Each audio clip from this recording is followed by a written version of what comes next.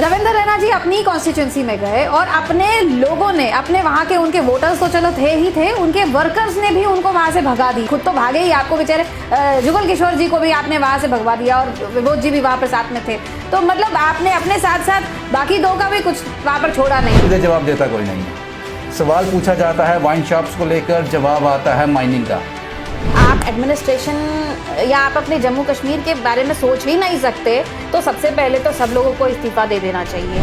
जम्मू कश्मीर में होने क्या वाला है? अगर जम्मू की जनता चाहती है कि वाइन शॉप्स नहीं खुलनी चाहिए तो वाइन शॉप्स नहीं खुलेंगी और एडमिनिस्ट्रेशन को मैडम खुल गई लेकिन नालायकी किसमें है? मैं फिर भी आज दोबारा यही बोल रही हूँ, जब हमारे जो हमारे रिस्पॉन्सिबल नेता हैं जब वो अपना पलड़ा झाड़ देते हैं तो फिर मुझे लगता है वही रिस्पॉन्सिबल है। वो तो उस ऑफिस के अंदर घुसने नहीं दिया जाता, तो वो कैसे रिस्पॉन्सिबल है जो पार्टी के लेता है? क्यों नहीं घुसने दिया जाता? कोई ना नहीं मना करता। मैं बताता हूँ आपको। एक और आदमी है वो बोलता है वो उसको पाकिस्तान के अलावा कुछ नजर ही नहीं आता है। जम्मू कश्मीर आज तक दिखा ही नहीं कभी उसे, और मतलब एक आया उसने भाड़े के टट्टू बोल दिया। मतलब व्हाट इज दिस ऑल? आप मुझे बताइए कि ये हमारे लिए कोई गुंजाइश छोड़ेंगे या नहीं? आपके भारतीय जनता पार्टी के नेता जीएमसी में जा रहे हैं, शालामार में जा रहे हैं, उनके साथ 10-10 लोगों की टीम होती है, 50 लोग डॉक्टर आगे खड़े हो जाते हैं उनका स्वागत करने के लिए, उनको अंदर लेके जाते हैं, पूरी वार्ड्स घुमाते हैं। किसी एनसी का, किसी कांग्रेस का है तो उनको अंदर भरने नहीं देते। तो आपको क्या लगता है वो किस कैपेसिटी से जा रहे हैं? हॉस्पिटल में जाने का कारण क्या है? कारण सिर्फ मेरे ख्याल से ये है कि लोगों ने कहा कि आप बाहर नहीं निकले, दिखाई नहीं दे रहे कहीं पर। जब जनता कोई मांग करती है तब आपकी कैपेसिटीज कहाँ चली जाती हैं? खाली अपना स्वागत करवाने के लिए कहीं जाते हैं, डिस्टर्बेंस क्रिएट करने के लिए, तब आपकी कैपेसिटी हो जाती है। अचानक कोई हमारा सांसद आकर बोले भी कि 14 वेंटिलेटर्स हैं जो खराब पड़े हुए हैं। वेंटिलेटर तो है मगर चलते नहीं है, खराब है, चलते नहीं है। तो वहाँ जाकर मुझे पता चले कौन से जमाने में हम हैं। वाकई में जनता भाड़े का टट्टू है। तो क्या बोलेंगे? जानबूझकर क्या कुल्हाड़ी मारनी है अपने पैरों पे? ऑलरेडी अपने पैर पता नहीं कहाँ है इस वक्त, लेकिन कहाँ पे पैर? I don't understand. लेकिन एक पॉलिटिशियन को ऐसी बातें करना शोभा नहीं देता। इससे पहले एक ने बोला, अब दूसरा बोल रहा है। मतलब आप मुझे बताइए पार्टी किस किस की जिम्मेदारी लेगी? आपके खुद के बच्चों पर बात आई तो आप भड़क गए और आपने सबको गालियां निकाल दी, गोली भी मार दी, सब कुछ कर दिया आपने। महंगाई है ना? बिल्कुल है। बीजेपी को लगता है महंगाई है ना? नहीं है, देखिए बिल्कुल है। और इन लोगों से यही एक रिक्वेस्ट है कि प्लीज आपका तो चलो जो होना था हो गया, जो आने वाली जो बाकी लीडर्स जो आने वाले हैं, जिन्होंने आने वाले वक्त में इलेक्शंस कहीं लड़ने हैं, उनके लिए थोड़ी सी तो गुंजाइश छोड़ दो कि वो लड़ सके। एक चीज और बता दीजिए, आपने जब मुझे इशारा दे दिया कि पीओके में तिरंगा जरूर लहराएंगे, कहीं इलेक्शन तो नहीं आने वाले। जम्मू में बहुत कुछ घटित हो रहा है, लेकिन बात करने के लिए नेतागण, एडमिनिस्ट्रेशन के लोग बड़ी मुश्किल से मिलते हैं, और जो मिलते हैं उनसे जो सवाल किए जाते हैं जवाब कुछ और ही आते हैं।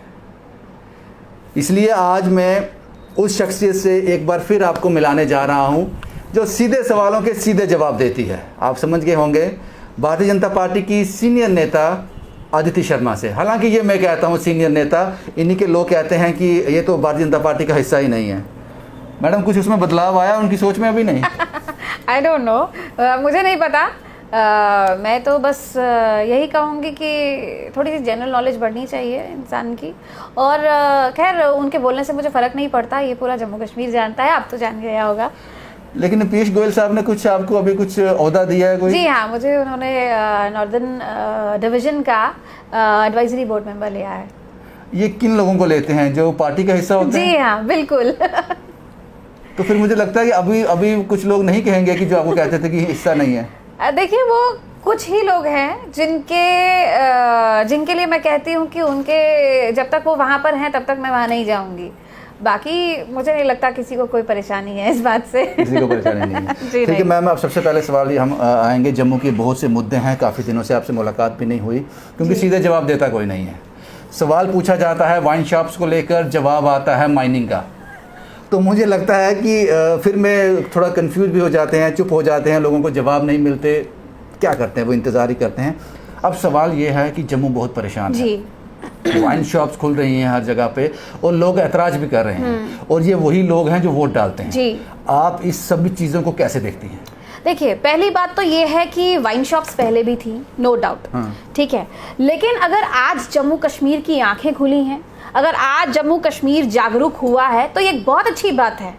मैं इस चीज़ को अप्रिशिएट करती हूँ, लोगों को अप्रिशिएट करती हूँ कि वो किसी अच्छे काम के लिए बोल रहे हैं। अगर वो वाइन शॉप्स बंद करवाने की बात कर रहे हैं तो इसमें कोई गलत चीज़ नहीं है। मुझे लगता है कि हमें जम्मू की जनता की जो वो चाहते हैं, जो उनकी मांग है, उसी के अकॉर्डिंग काम करना होता है। कोई भी सरकार यही काम करती है। तो अगर वो लोग बोल रहे हैं तो उसमें मुझे नहीं लगता थोड़ा सा भी वक्त लगाना चाहिए। वैसे भी इसमें गाइडलाइंस होती हैं कि अगर किसी मोहल्ले को या कहीं पर आपने खोलनी है तो वहाँ के आगे पीछे लोगों की आपको एनओसीज लेनी पड़ेंगी, आपको वहाँ पे नो ऑब्जेक्शन सर्टिफिकेट लेना ही पड़ेगा, और बहुत सारी चीज़ें हैं जिसके अगर किसी को ऑब्जेक्शन है तो आप नहीं खोल सकते उसको। तो जाहिर सी बात है कि अगर वैसे भी आप ऐसी ऐसी जगहों पे खोल रहे हैं जहाँ पर घर हैं, लोगों के रेजिडेंट्स हैं, तो पता नहीं आपने ऐसी जगहों पे पहले तो आपने दिया ही क्यों। जिम्मेदार कौन है इसका? जिम्मेदार सबसे पहले वहाँ के जो लोग हैं, जो मैं हर एक जगह का लीडर की बात करूँगी। देखिए, एडमिनिस्ट्रेशन हर कोई बोलता है, मैं भी बोलती हूँ, ठीक है, एडमिनिस्ट्रेशन कहीं ना कहीं रिस्पॉन्सिबल होती है, लेकिन एडमिनिस्ट्रेशन को गाइड करने वाला कौन होता है? यहाँ आधे से ज़्यादा जो एडमिनिस्ट्रेटर्स, ये जो ब्यूरोक्रेट्स हैं, ये बाहर से आए हैं, किसी और स्टेट से आए हैं। ये ग्राउंड लेवल पे लोगों को नहीं जानते हैं। ग्राउंड लेवल पे कौन जानता है लोगों को? वहाँ का नुमाइंदा जो लोगों ने खड़ा किया है, जो रिप्रेजेंटेटिव हर एक इलाके का लोगों का खड़ा किया हुआ है, उसका काम है ये बात आगे सही तरीके से सही जगह पे पहुंचाने का। आपके लोगों ने तो साफ साफ खारिज कर दिया, इसमें सब कुछ समाप्त कर दिया। उन्होंने, एक बड़े नेता ने, आपकी भारतीय जनता पार्टी के एक बड़े नेता ने कहा, जनाब बहुत बवाल हो रहा है वाइन शॉप्स को लेकर जम्मू कश्मीर में, लेकिन जो कुछ भी चल रहा है वाइन का, इसमें हमारी कोई जिम्मेदारी नहीं है, हमारा कोई रोल नहीं है। जो कुछ किया जा रहा है सब एडमिनिस्ट्रेशन ने किया है। कितना सही कितना गलत? देखिए सर, अगर ये सही है, अगर ये बात सही है, तो ये अपने आप में बहुत बड़ी कॉन्ट्रडिक्टरी है। मुझे लगता है कि अगर आप एडमिनिस्ट्रेशन या आप अपने जम्मू कश्मीर के बारे में सोच ही नहीं सकते, तो सबसे पहले तो सब लोगों को इस्तीफ़ा दे देना चाहिए। मतलब इस सोशल कंसर्न से, जो आप अपने आप को पॉलिटिशियन या फिर कुछ भी मानते हैं, तो आपको ये सब चीज़ें छोड़ देनी चाहिए, क्योंकि आपका कोई योगदान ही नहीं है किसी चीज़ में। सारा का सारा योगदान आपने एडमिनिस्ट्रेशन के ऊपर। ये मान के चलें कि अगर भारतीय जनता पार्टी की गवर्नमेंट आती है तो सभी शराब की दुकानें बंद हो जाएंगी। फिर जो जनता की मांग होगी वो ज़रूर होगा। जनता जो चाहेगी वही होना भी चाहिए, और वही करेगी भारतीय जनता पार्टी।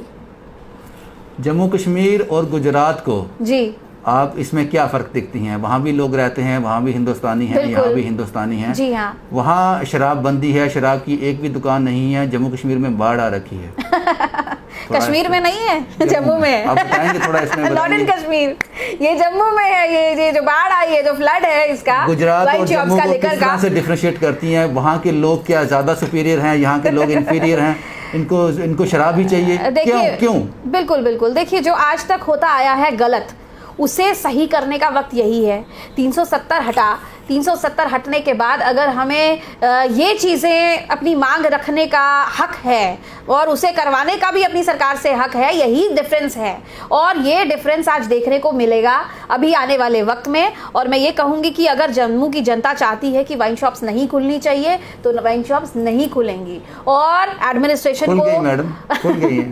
देखिए, ये सब कुछ मैं मानती हूँ कि ये, लेकिन नालायकी किसमें है? मैं फिर भी आज दोबारा यही बोल रही हूँ, जब हमारे जो हमारे रिस्पॉन्सिबल नेता हैं, जब वो अपना पलड़ा झाड़ देते हैं, तो फिर मुझे लगता है वही रिस्पॉन्सिबल हैं। मुझे लगता है कि आने वाली जो जनता है, आने वाले वक्त में फैसला कर बहुत कुछ फैसला कर सकती है। अच्छा, आप इस पे डिबेट करेंगे तो बहुत वक्त निकल जाएगा, क्योंकि जनता सब जानती है।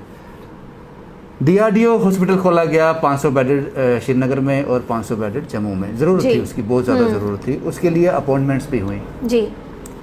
पहला ऑर्डर आता है, कश्मीर का जो नोटिफिकेशन आती है, उसमें कहा जाता है जनाब सिर्फ कश्मीर के लोग ही यहाँ पर अप्लाई कर सकते हैं जी। लेकिन जो जम्मू की नोटिफिकेशन आती है, उसमें कहा जाता है कि कोई भी अप्लाई कर सकता है। एग्जैक्टली। हमने रिपोर्ट की, पता नहीं किसकी आंखें खुली, उन्होंने कहा नहीं, जम्मू में भी वही होगा जो कश्मीर में है। चलो, वो बात समझ आ गई। उसके बावजूद भी फिर उसके बाद जो जम्मू की लिस्ट निकली, उसमें 3 नाम कश्मीर के भी थे। उसके बाद मैक्सिमम नंबर जो था जिन्होंने ये पार्टिसिपेंट थे, जिन्होंने पार्टिसिपेट किया था इसमें, जो वहाँ पे जिन्होंने अप्लाई किया था, वो कहते हैं जनाब हमारे पास 2 साल का 2.5 साल का जब से कोविड चल रहा है, हम गांधीनगर में सेवाएं दे रहे हैं, SMGS में दे रहे हैं, GMC में दे रहे हैं, CD हॉस्पिटल में दे रहे हैं, लेकिन हमारे एक्सपीरियंस को काउंट ही नहीं किया गया। वो लोग लगा दिए जिन्होंने कभी अस्पताल का चेहरा भी नहीं देखा था। ये क्या एक और घोटाले की शुरुआत है ये? देखिए ये बिल्कुल सामने स्पष्ट दिखाई देता है कि ये गलत चीज़ है, और बिल्कुल आपने सही कहा, ये एक और घोटाले की आप समझ सकते हैं कि मुझे तो वही नज़र आ रहा है, सबको नज़र आ रहा है। तो आई थिंक अब जनता आप देख रहे हैं किस तरह से सड़कों पर है, और बिना नेताओं के एक बहुत अच्छी बात देखने को ये मिल रही है आज की डेट में। लेकिन अब भी अगर कोई नहीं सुधरे, मैं बहुत देर से बोल रही हूँ, 1 साल हो गया मुझे बोलते बोलते, लेकिन अब भी अगर वो नहीं सुधरे तो ये वो कौन है? कोई भी, सारे नेता, हर एक पार्टी के, हर एक पार्टी सेंटर में नहीं, हर एक पार्टी के जो भी जो भी अपने आप को रिप्रेजेंटेटिव समझता है। सर मैं आपको एक बात बताऊं, आप अगर सही बात करते हैं, जेन्युइन बात करते हैं, आपको किसी पावर, किसी कुर्सी की जरूरत नहीं है। जनता की पावर सबसे बड़ी होती है, जनता की आवाज सबसे बड़ी होती है। अगर वो चाहती है, बहुत कुछ कर गई आज तक, बहुत कुछ करती है। आप देखिए ना, बहुत सारे ऐसे उदाहरण हैं, मैं क्या क्या सुनाऊं आपको। लेकिन जब जनता किसी के पीछे खड़े होकर बोलती है, आज सड़क पर बोल रही है, तो उनकी बात मानी जाती है। अगर एक रिप्रेजेंटेटिव जब आगे भेजते हैं हम, अगर वही कुछ बोल दे तो वो क्यों नहीं मानी जाएगी? आपको लगता है कि DRDO की जो अपॉइंटमेंट्स हुई हॉस्पिटल में, इसमें कुछ ना कुछ है जो छुपाया जा रहा है? देखिए पहली बात, आप दोनों रीजन्स को इसी ये जो भेदभाव करते हैं दोनों रीजन्स के लिए, पहले हम कहते थे कि पॉलिटिशियंस करते थे, अब हम एडमिनिस्ट्रेशन के ऊपर आरोप लगाते हैं। लेकिन ये सब चीजें देखना किसका काम है? हमारा ही काम है। ऐसे हमारे जम्मू कश्मीर, अगर आप ये सीधे बोल देते हैं कि एडमिनिस्ट्रेशन का काम है, जो पार्टी जो पावर में नहीं है, भारतीय जनता पार्टी पावर में है जम्मू में, ये बात आपको माननी पड़ेगी, ये पावर में है, उन लोगों को तो उस ऑफिस के अंदर घुसने नहीं दिया जाता। तो वो कैसे रिस्पॉन्सिबल हैं जो पार्टी के लेता है? क्यों नहीं घुसने दिया जाता? कोई ना नहीं मना करता। मैं बताता हूँ आपको। कोविड से जब चल रहा था, आपके भारतीय जनता पार्टी के नेता GMC में जा रहे हैं, शालामार में जा रहे हैं, उनके साथ 10-10 लोगों की टीम होती है, 50 लोग डॉक्टर आगे खड़े हो जाते हैं, उनका स्वागत करने के लिए उनको अंदर लेके जाते हैं, पूरी वार्ड्स घुमाते हैं। किसी NC का, किसी कांग्रेस का नेता उनको अंदर भड़कने नहीं देते। तो आपको क्या लगता है वो किस कैपेसिटी से जा रहे हैं? बिल्कुल कोई कैपेसिटी नहीं है। मैं आपको ये भी बता दूं कि मैं इस बारे में पहले भी बोल चुकी हूँ, कैपेसिटी होती है, इनको पता होती है अपनी कैपेसिटी, तो शायद ये वाली स्टेटमेंट्स नहीं देते। अगर वहां जाने के लिए आपकी कोई कैपेसिटी है तो आपकी जनता को उनका हक दिलाने की कैपेसिटी क्यों नहीं रहती? जब जनता कोई मांग करती है तब आपकी कैपेसिटीज कहाँ चली जाती हैं? खाली अपना स्वागत करवाने के लिए कहीं जाते हैं, डिस्टर्बेंस क्रिएट करने के लिए, तब आपकी कैपेसिटी हो जाती है। तो ये सही है गलत है? ये गलत है, बिल्कुल गलत है। मैं इसको कभी सही नहीं बोलती। देखिए सबसे इम्पोर्टेंट क्या है? हमारी जनता इस वक्त, हमारी पब्लिक, और जो कोरोना से बहुत बुरी तरह से इस वक्त प्रभावित हुई है, आर्थिक व्यवस्था हमारी बहुत प्रभावित हुई है, हमारे जम्मू कश्मीर के एक एक इंसान की, लोगों की। हॉस्पिटल में जाने का कारण क्या है? कारण सिर्फ मेरे ख्याल से ये है कि लोगों ने कहा कि आप बाहर नहीं निकले, दिखाई नहीं दे रहे कहीं पर, तो दिखाई देने के लिए आपको यहाँ पर सवाल ये है, एब्सोल्युटली मेरा सवाल आपसे ये है, जब वाइन शॉप का मैटर आता है, आप कहते हो कि हमारे हाथ में कुछ नहीं है, जो कर रही है एडमिनिस्ट्रेशन कर रही है, तो हॉस्पिटल में भी तो एडमिनिस्ट्रेशन बैठी है ना, वहाँ आप क्या करने जा रहे हैं? वहाँ पर आप क्यों जाते हैं? यही मैं भी आज तक ये बात बोल रही हूँ कि वहाँ पर भी आपको नहीं जाना चाहिए। अगर जब जनता अपने लिए कुछ मांगती है। नहीं, मैं बिल्कुल नहीं। आपको लगता है कि मैं कुछ कर नहीं पाऊंगी, मैं जाऊंगी? बिल्कुल, देखिए मेरे को सब कुछ पता है। आप लोग वहां जाते हैं, मीडिया ने सब कुछ एक्सपोज किया, कितने सारे वेंटिलेटर्स हैं, कितने काम नहीं कर रहे। अचानक कोई हमारा सांसद आकर बोले कि 1 साल हो गया आज, मतलब पिछले साल से बंद है, 1 साल बाद अगर आप बोलते हैं कि मुझे पता चला अभी कि 14 वेंटिलेटर्स हैं जो खराब पड़े हुए हैं। वेंटिलेटर तो है मगर चलते नहीं है, खराब है, चलते नहीं है। तो अब मुझे बताइए कि ये मुझे भी पता है, ये आपको भी पता है, 1 साल से हम लोग सब लोग देख रहे हैं। कोई ऐसी जम्मू की जनता का इंसान कोई ऐसा नहीं है जो नहीं जानता। वहां जाकर मुझे पता चले कौन से जमाने में हम हैं। आजकल हम सब कुछ घर पे बैठे बैठे देख लेते हैं। आप लोगों ने सब कुछ दिखा दिया है, कुछ देखने की, मेरे जाने का देखने की जरूरत नहीं है वहां पर। अदिति जी, आपको क्या लगता है कि वाकई में जनता भाड़े का टट्टू है? देखिए, मैं सबसे पहले तो मैं कहूँगी कि ये बहुत गलत स्टेटमेंट थी। Apart from any politics, apart from anything else, ये जो स्टेटमेंट थी ये किसी के लिए भी कहना बहुत गलत था। वो जनता, वो पब्लिक, चाहे वो गुस्से में है, देखिए वो गुस्से में है तो क्यों है? क्योंकि उन्हें हमसे उम्मीद थी। क्या आपके घर वाले आपको गुस्सा नहीं करते? गुस्सा क्यों करते हैं? क्योंकि उन्हें आपसे उम्मीद है। वही गलती कोई बाहर वाला पड़ोसी करता है तो उनको वो जाके गुस्सा नहीं करते हैं। आपको क्यों करते हैं? क्योंकि वो आपको अपना समझते हैं। अगर जनता आज नाराज है इसलिए है क्योंकि उन्होंने हमें इतने भारी मतों से जिताकर यहाँ बिठाया कि मतलब एक तरह से वन साइडेड उन्होंने क्लीन स्वीप दे दिया बाकी सभी पार्टीज को, और आपको यहाँ पर बिठाया। लेकिन उसके बाद भी अगर आप उनको नहीं दिखाई दे रहे, आप उनकी एक्सपेक्टेशंस में पूरा नहीं उतर रहे, तो वो गुस्सा उनका जायज है। आपको उनके गुस्से को समझना होगा, आपको उसको ठीक करना होगा, ना कि आप उसके ऊपर ऐसा रिएक्ट करें कि आप जिंदगी में दोबारा कभी पॉलिटिक्स में ही दिखाई ना दें। राजनीति अपने साथ में ये पॉलिटिशियन वर्ड जोड़ने में भी आपको शर्म लगे कि ये मैं क्या बोल रहा हूं अपने आप को, और इस तरीके की चीजें करके आप आने वाली जो 3 वर्ड्स थे उसको क्या डिस्क्राइब करोगे आप? भाड़े का टट्टू।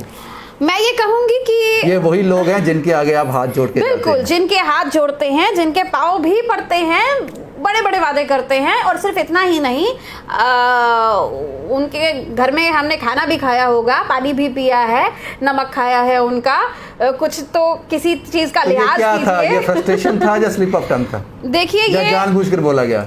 देखिए, जानबूझकर क्या बोलेंगे, जानबूझकर क्या कुल्हाड़ी मारनी है अपने पैरों पे? ऑलरेडी अपने पैर पता नहीं कहाँ है इस वक्त, लेकिन कहाँ पे पैर? I don't understand. लेकिन एक पॉलिटिशियन को ऐसी बातें करना शोभा नहीं देता। इससे पहले एक ने बोला, अब दूसरा बोल रहा है। मतलब आप मुझे बताइए, पार्टी किस किस की जिम्मेदारी लेगी?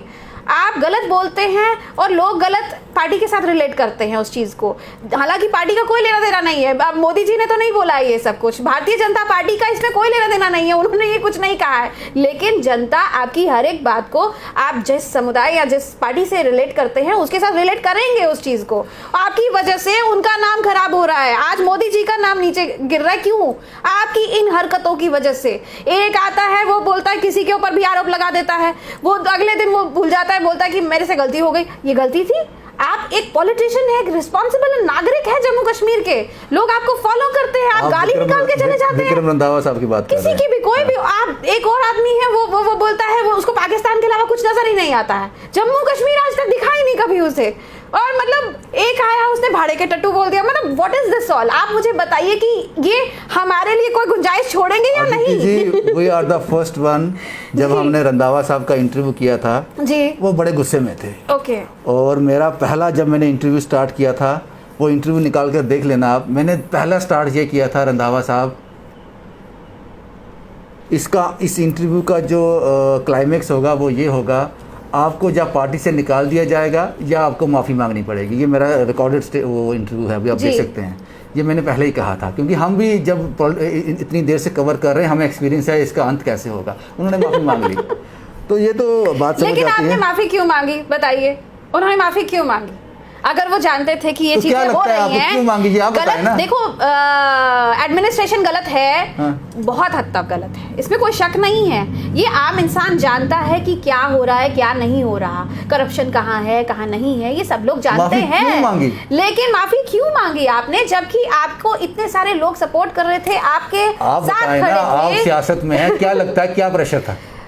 देखिए, आपने सिर्फ अपने आप को देखा, उस दिन भी अपनी बात बाहर निकाली, आपके खुद के बच्चों पर बात आई तो आप भड़क गए। और आपने सबको गालियां निकाल दी, गोली भी मार दी, सब कुछ कर दिया आपने।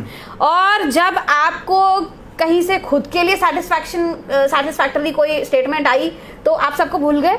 आपने तो पूरे जो बाकी दुनिया छोड़ी है, आप क्रेशर वालों को छोड़ दिया। या फिर रंधावा साहब को डराया गया?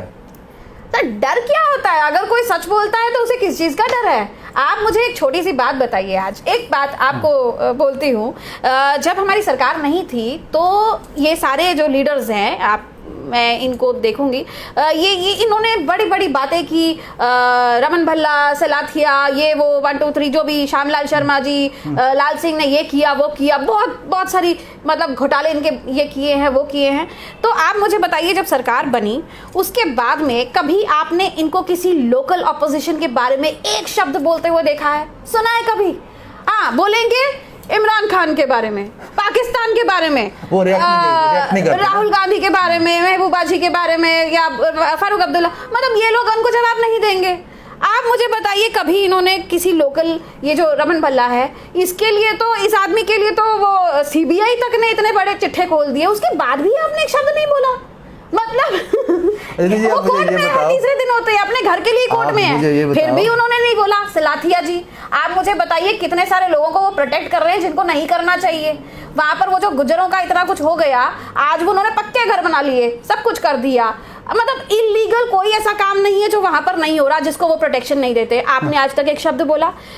लाल सिंह जी के बारे में आपने बहुत कुछ बोला था पहले, कई, अब उनके ऊपर तो सीबीआई भी पड़ गई, फिर भी आप उनके बारे में नहीं बोल रहे, फिर भी आज तक नहीं बोल पाए हैं। पहली तो छोड़ो, अब तो वो पार्टी छोड़कर भी चले गए। आप भारतीय जनता पार्टी का हिस्सा हैं, आप उनका एक अंग हैं जी। आप इतना कुछ जानती हैं अपने बारे में, आप जो बोल रही हैं कि कहीं ना कहीं ये आप सेटिस्फाई नहीं है अपने काम से, अपनी पार्टी के काम से, खासकर जम्मू कश्मीर के यूनिट की बात कर रहा हूँ, बिल्कुल जम्मू कश्मीर की यूनिट की बात कर रहा हूँ।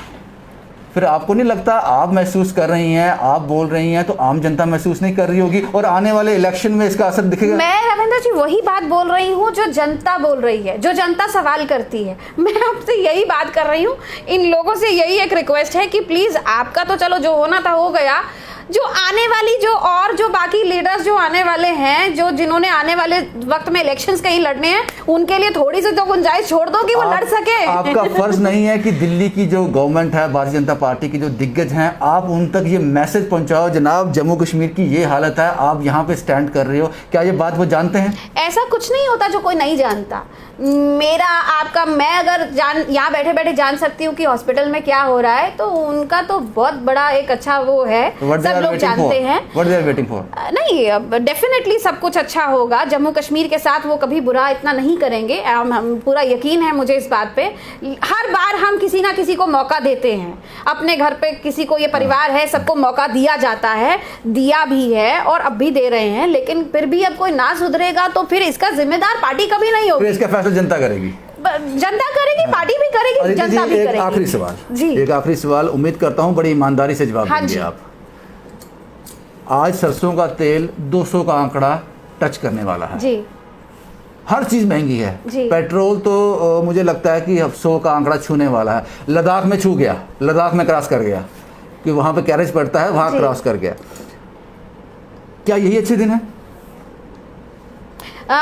देखो, इसमें मैं कहूंगी कि हमारे देश में इस वक्त जो स्थिति है, आर्थिक व्यवस्था, मैं टोकूंगा एक और ऐड करूंगा। आप ही के एक नेता से, एक दिल्ली के नेता थे, बाहर के नेता थे, उनसे सवाल पूछा गया महंगाई को लेकर, उनका जवाब ये था कि सरसों का तेल 200 रुपया किलो इसलिए होने जा रहा है क्योंकि पहले मिलावट बहुत ज़्यादा होती थी तो सस्ता था, अब इनको बहुत ज़्यादा रिफाइन किया गया है, सारी मिलावट निकाल दी, इसलिए तेल महंगा हो गया। ये तर्क है, ये तर्क आता है, क्या करें, जवाब तो देना है कोई ना जनता को। तो आप क्या जवाब देती हैं? नहीं, मैं ये नहीं कहूँगी। हाँ, मैं ये ज़रूर कहूँगी कि कहीं ना कहीं कोरोना की वजह से, कोरोना में ही ये सब कुछ हुआ है और उसकी वजह से आर्थिक व्यवस्था बहुत ख़राब हुई है, हर जगह की, हर किसी की, और उसकी वजह से महंगाई को बहुत असर पड़ा है। लेकिन फिर भी मैं कहूँगी कि ये बहुत कुछ मुझे लगता है कि हद से ज़्यादा हो चुका है और इतना बर्दाश्त करना जम्मू कश्मीर नहीं, मतलब पूरे हिंदुस्तान के लिए महंगाई है ना, बिल्कुल है। बीजेपी को लगता है महंगाई है ना? नहीं है, देखिए बिल्कुल है, और इसके ऊपर ज़रूर कुछ, ये कुछ देर के लिए है। मैं ये भी बताऊं, ये ज़्यादा देर आपको ये बर्दाश्त करने की ज़रूरत नहीं है। आने वाले वक्त में खासकर मैं जम्मू कश्मीर की बात करूं, बहुत अच्छा होने वाला है। जम्मू कश्मीर की जनता को मैं कहूँगी कि कई दिनों से हम देख रहे हैं, बहुत सारे र्यूमर्स वगैरह चल रहे हैं, तो ऐसा कुछ होने के वाला नहीं है। मैं ये कहूँगी कि जो होगा वो आपका सर जो है वो फख्र से उठेगा, उसके लिए आप प्राउड फील करेंगे हमारे प्रधानमंत्री जी के ऊपर भी, भारतीय जनता पार्टी के ऊपर भी आने वाले वक्त में। हाँ, लेकिन रही बात ये महंगाई की, मैं फिर बोलूँगी कि आज की डेट में ये महंगाई करना शायद सरकार की भी मजबूरी है और ये कुछ देर के लिए है। ऐसा नहीं है कि ये भी बढ़ता जाएगा या यहाँ पर रहेगा, बिल्कुल इसके ऊपर चेक रहेगा और हमारे सभी अभी जो सेंटर में गवर्नमेंट बैठी है वो इसके ऊपर ज़रूर कर रही है काम और बहुत जल्दी इसको नियंत्रण में लाया जाएगा। एंड तब तक मैं यही कहूंगी कि उम्मीद करते हैं अब कि हम आपने सब जो इस कहा वक्त वो हम सही हो। पूरे हिंदुस्तान के लोग जो हैं इस वक्त एक जंग लड़ रहे हैं। हमारी सरकार भी एक जंग लड़ रही है, चाहे वो कोरोना है, ये जो भी आर्थिक व्यवस्था है, इस वक्त पूरा हिंदुस्तान उससे जूझ रहा है। तो इसे बाहर लाने के लिए हम सबको अपनी अपनी जिम्मेदारियां पूरी तरह से निभानी पड़ेंगी, अपना अपना काम करना पड़ेगा और अपना ध्यान भी रखें। बाकी आने वाले वक्त में मैं ज़रूर जम्मू कश्मीर के लिए ये कहूँगी कि आपको किसी भी चीज़ के लिए होने क्या वाला है जम्मू कश्मीर में, होने क्या वाला है? देखिए, मैं आपको ये कह दूं कि मैंने कहा ना कि आपका सर जो है वो फक्र से ऊंचा उठेगा, नीचे नहीं गिरेगा और जम्मू कश्मीर के लिए बहुत अच्छा होगा। कभी भी जो आप र्यूमर्स देख रहे हैं ऐसा कुछ होने वाला नहीं है, लेकिन मैं ये कहूँगी कि अगस्त में मुझे लगता है कि हम लोग पीओके पे तिरंगा ज़रूर फहराएंगे और हमारी दुआएं हैं अपने देश के साथ। मुझे एक चीज़ और बता दीजिए, आपने जब मुझे इशारा दे दिया कि पीओके में तिरंगा जरूर लहराएंगे, कहीं इलेक्शन तो नहीं आने वाले? देखिए, इलेक्शंस तो एक जरूरी चीज है। जब भी पाकिस्तान की बात आती है तो इलेक्शन आसपास होते हैं। नहीं, देखिए उसके साथ तो कुछ नहीं है। ये हमारे हमेशा से उनका एजेंडा रहा है भारतीय जनता पार्टी का, और एक एक करके ऐसी कोई चीज नहीं है जो आज तक हमने पूरी नहीं की है। इलेक्शन तो नहीं होने वाले ना? देखिए, इलेक्शन होने चाहिए। करना मुश्किल हो गया है। जब भी कोई बड़ा होता है तो उसके पीछे कुछ ना कुछ एक स्कीम रहती है कि ये करना है, ये लेना है, ये कैश करना है इसमें से। देखिए, ऐसा नहीं है। ये मुझे लगता है कि कुछ भी अच्छा करने के पीछे कोई वजह नहीं होनी चाहिए। ये एक अच्छी चीज़ है, हमारी चीज़ है, उसे वापस लाना चाहिए। और रही बात इलेक्शंस की, इलेक्शंस इस वक्त मैं कहती हूँ नीड ऑफ द आवर, क्योंकि इस वक्त लोगों के पास कोई चीज़ नहीं है, कुछ नहीं है कि वो किसी के पास जाकर अपनी बात कह सकें। इसका उदाहरण ये है कि लोग सड़कों पर खुद आज बैठे हुए हैं, खड़े हैं। थैंक यू अदिति जी हमसे बात करने के लिए। इसीलिए मैंने शुरुआती दौर में कहा था कि शायद हमें वो आंसर मिल जाएं, जो सवाल पूछते हैं कम से कम वो जवाब आ जाए। अगर हम सवाल पूछते हैं आपका नाम क्या है, तो आगे से जवाब आना चाहिए मेरा नाम अदिति शर्मा है। जब हम पूछें आपका नाम क्या है, तो आगे से ये जवाब नहीं आना चाहिए कि मेरा नाम रमन बल्ला है, वो अदिति शर्मा हो। वो इसलिए मैं कह रहा हूँ क्योंकि एक सवाल पूछा गया था एक जर्नलिस्ट ने, जनाब वाइन शॉप बड़े खुल रहे हैं जम्मू कश्मीर में, तो इसका क्या जिम्मेदारी किसकी है? जवाब ये आया था, हम नकेल कस रहे हैं माइनिंग माफिया पे। ये एडमिनिस्ट्रेशन की चालाकी है, लेकिन हम इस पे काम कर रहे हैं। इस तरह के सवाल और इस तरह के जवाब आजकल जम्मू कश्मीर में आम देखने को मिलते हैं। ये हमारी एक खास रिपोर्ट थी। उम्मीद करते हैं कि आपको इससे ज़रूर महत्वपूर्ण जानकारियाँ ज़रूर मिलेंगी। शिवम कुमार के साथ Ravindra Singh, the state sentinel के लिए।